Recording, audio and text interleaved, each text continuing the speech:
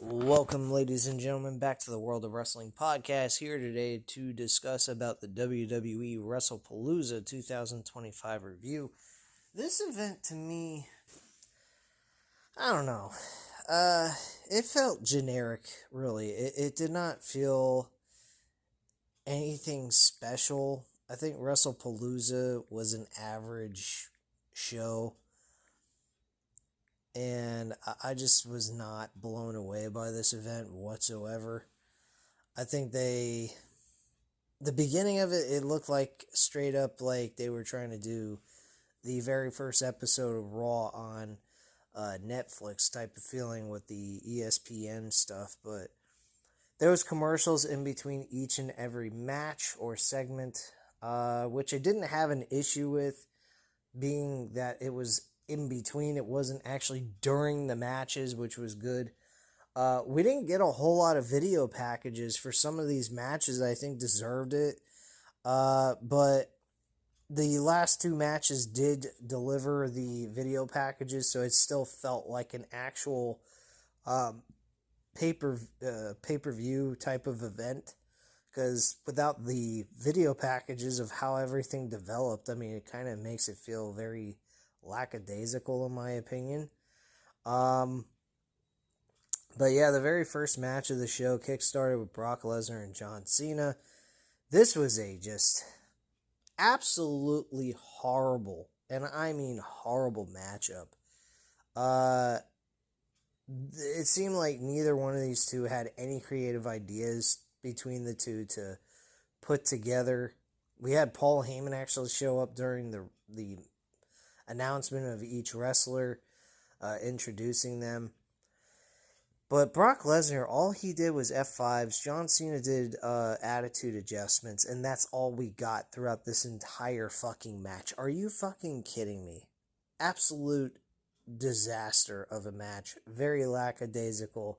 No fucking creativity during this matchup. I think this was atrocious and a horrible way to kickstart the show. I give it a 2 out of 5 stars, and that is it. Terrible match. Brock Lesnar wins with F5s galore, and that's it. Next, we had Bronson Reed and Braun Breaker going up against the Usos. This was a very entertaining tag team matchup with LA Knight as a special guest referee. The problem with this match, though, kind of broke down into a hardcore match, which I don't understand why that was the case when this was just a regular, ordinary tag team match. Apparently, LA Knight doesn't seem to care about rules or anything. So he just let the rules go out the fucking window, and it turned into a hardcore match, regardless of the fact that this was not a hardcore match to begin with.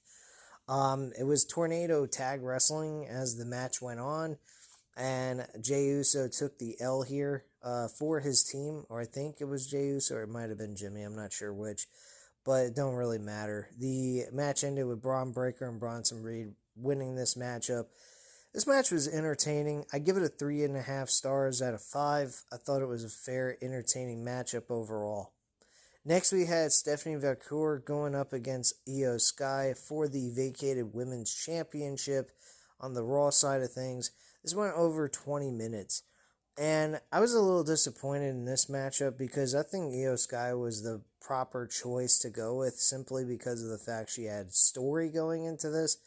But now I don't know where they're going to go with this. Stephanie Vacour, being the Women's World Champion, I think is a piss poor decision because there's nothing going on with her. She's ice cold, and she's brand new to the women's roster, honestly. But kudos to her that she got the thumbs up by creative to get this run with the title. Hopefully she does a good job, despite the fact that I don't like the decision on Stephanie Vacour. She's not a bad wrestler by any means, so I'm not saying that she doesn't deserve to have the title, but I don't think this was her time to have it.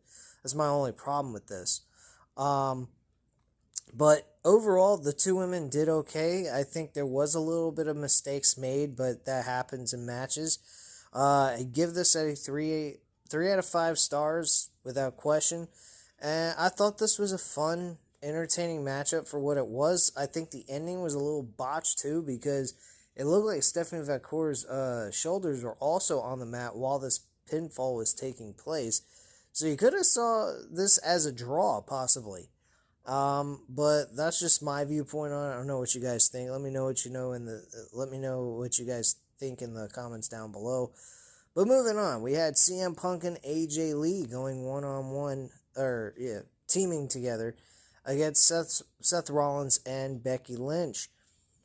This was a good matchup. This lived up to the expectations. This felt like a pay-per-view type of match. Very good work by both teams. I have no complaints whatsoever. 4.5 stars out of 5. Very, very good matchup. And I think they lived up to the expectations, and it was fun. I enjoyed it. AJ Lee got the W, got Becky Lynch to tap out to the Widow's Peak, I think they would call it. She has, basically a submission hold. But, yeah, it was a good matchup, and I enjoyed what I saw. Next, we had the main event with the WWE Championship. Cody Rhodes defending the title against Drew McIntyre. Once again, Drew McIntyre looks like he got screwed. The referee was in the corner with the exposed turnbuckle, and Cody Rhodes Irish whipped Drew McIntyre, Drew Irish whipped Cody into the turnbuckle. He missed it. He didn't slam into the exposed turnbuckle, but he went ahead and he turns around, gets Claymore kick. The referee just ran out of the ring completely to avoid from getting hit by Cody. And then Drew tried a pinfall. He had a pinfall that could have lasted for at least 5 to 6 seconds. And the referee was not in there to count to the 3 count. So that was kind of something you could debate whether or not Drew got screwed. The referee could have just moved further on the other side of the ring. Instead, the referee got out of the ring completely, making it unbelievably close to where Drew should have won the match. But unfortunately, that was not the case. This led from one thing to the next. Cody getting the W and getting the Crossroads for the 1, 2, 3 and winning the matchup. This match was a 4 out of 5 stars. I think there was story being told in this match through Drew McIntyre and what's going on with him. I think this was a fun, entertaining match. It definitely was a main event type of matchup. I think the mixed tag team match with CM Punk, AJ Lee against Seth Rollins and Becky Lynch probably could have been proposed as the main event over the WWE Championship, but still, both of these matches were the best. They were the 2 best matches on the card. The Bronson Reed, Braun Breaker versus the Usos, I think that was a very decent grudge match. But I got to admit, the card itself was not that appeasing to me compared to All Out. I think All Out really took the upper hand in pay-per-view quality wrestling, despite AEW's inability to create stories, and on top of it, their inability to actually do stuff without having to always have hardcore wrestling involved in it. So, that's just my viewpoint. I think this was a fair event, solid, middle-of-the-road type of event. But nothing to cry home about, nothing to go back on and say, oh, I need to go watch that. I honestly don't think it was that great of a showing. I think it was fair at best. I mean, if you were to go back and watch this event, I'd say going ahead and watching the tag team match with the Vision and the Usos, and then the Seth Rollins and Becky Lynch against CM Punk and AJ Lee, and the main event with the WWE Championship are about the only matches I would really care to sit and watch again if I was to watch this back.